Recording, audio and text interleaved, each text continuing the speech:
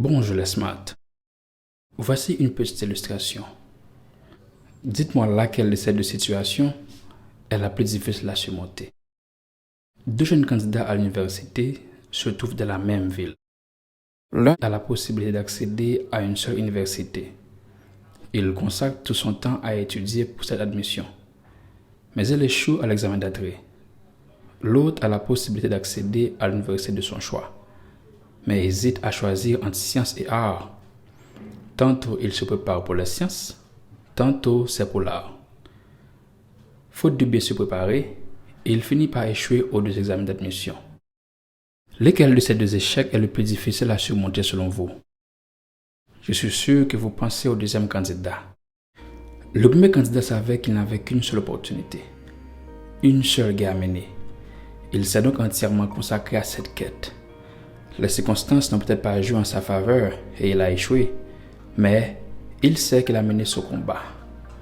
L'autre candidat avait son combat à mener également, mais il a perdu la bataille la plus importante, qui est le combat contre lui-même, ce qui l'a fait perdre à l'avance sa guerre. Il a mordé les doigts d'avoir pu hésiter. Il aurait probablement réussi s'il n'avait qu'une seule possibilité. Dans ce contexte, il aurait consacré 100% de lui-même pour la préparation. Chers Smart, si vous voyez que je mets beaucoup d'emphase sur la guerre, c'est parce que chacun de nous a sa guerre à mener, que ce soit pour atteindre les objectifs visés ou pour accomplir ses rêves. Il s'agit d'une guerre. Mais, êtes-vous un guerrier? Un guerrier sait qu'il doit d'abord vaincre lui-même, s'il veut pouvoir vaincre son ennemi. Vaincre lui-même traduit de vaincre ses doutes, ses penchants, ses handicaps et autres vices pouvant lui être fatals, ce qui lui donnera confiance et une mentalité solide pour mener ses combats. Aujourd'hui, nous ne sommes plus dans le contexte de guerrier avec bouclier et épée, mais la mentalité de guerrier est plus que nécessaire pour réussir.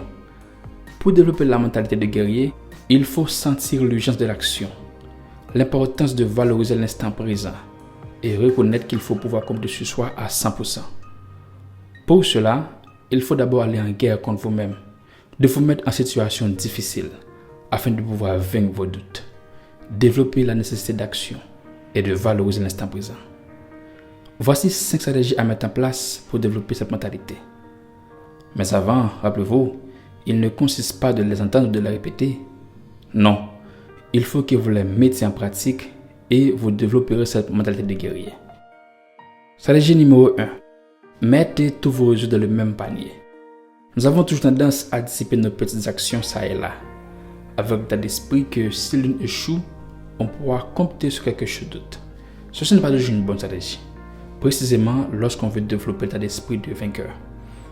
Avoir un plan B suppose que vous allez foirer le plan A. Vous n'allez pas donc vous donner à 100% pour arriver à l'aboutissement de votre plan.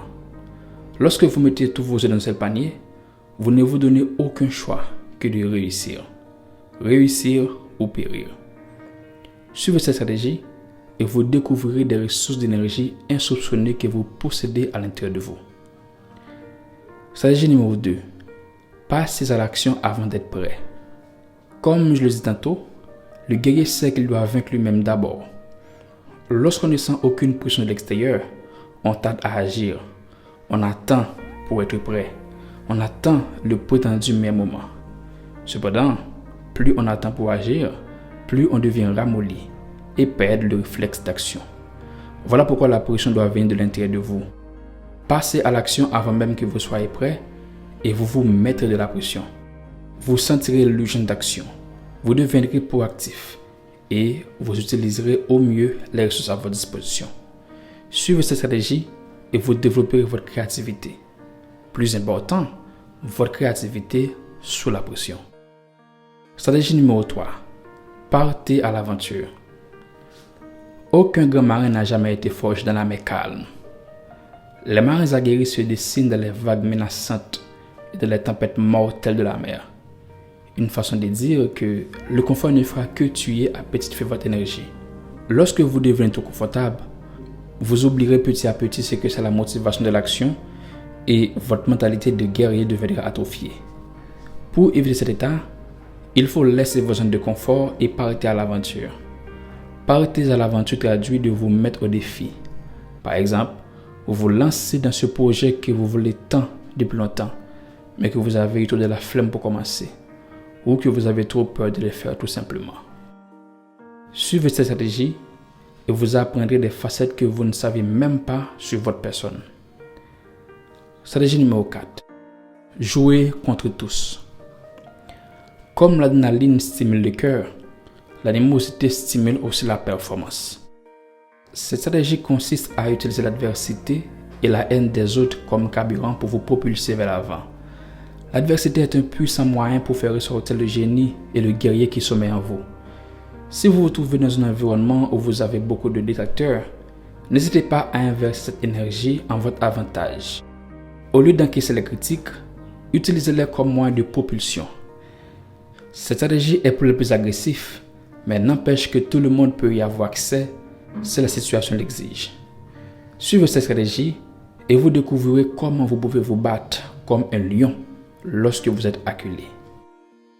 Stratégie numéro 5. Restez sur le qui-vive. La meilleure façon de tuer votre énergie est de rester loin des défis. Et c'est là que se découle la fatigue. N'avez-vous pas remarqué que lorsque vous êtes dans l'urgence ou en train de faire quelque chose d'important, vous ne ressentez presque pas de la fatigue? Ou vous ressentez de la fatigue, mais vous avez quand même de l'énergie pour continuer?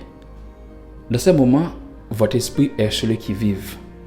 Toute votre énergie se déborde afin que vous poursuiviez vos tâches. Il faut garder cet état d'alerte pour faire beaucoup mieux. Ne reposez pas sur vos lauriers. Recherchez toujours de nouveaux défis pour stimuler votre esprit. Suivez cette stratégie et vous découvrirez que votre corps et votre esprit répondront toujours à l'appel à chaque fois que vous avez besoin d'eux. Voilà, c'était les 5 stratégies nécessaires pour renforcer votre mentalité comme un guerrier, de vous vaincre vous-même et de pouvoir compter sur vous pour faire mieux. Si vous êtes arrivé jusqu'ici dans la séance, je vous félicite. Et pour cela, j'ai pour vous une stratégie bonus. Stratégie bonus. Évitez d'importuner ceux avec cette même mentalité. Si vous avez suivi avec attention tout le long les différentes stratégies, vous comprenez qu'il s'agit de vous mettre à l'extrême afin de forger votre mentalité de guerrier. Si vous avez cette mentalité, il est possible que d'autres personnes aient la même également. Et ne cherchez surtout pas de les importuner. Certaines personnes sont suicidaires et ont le sentiment qu'elles n'ont rien à perdre. Et une personne comme ça donnera désespérément tout dans un combat. Mais pas vous, vous n'êtes pas suicidaire. Alors ne vous fiez pas à eux, car vous n'êtes pas de la mentalité de n'avoir rien à perdre. Chers Smart, nous voilà à la fin de cette séance, de forger une mentalité de guerrier. Maintenant, c'est le moment de vous faire entendre. Qu'en pensez-vous de cette stratégie? Si vous estimez que vous avez la mentalité qu'il faut, comment avez-vous faire pour la forger? Rendez-vous dans les commentaires. À bientôt.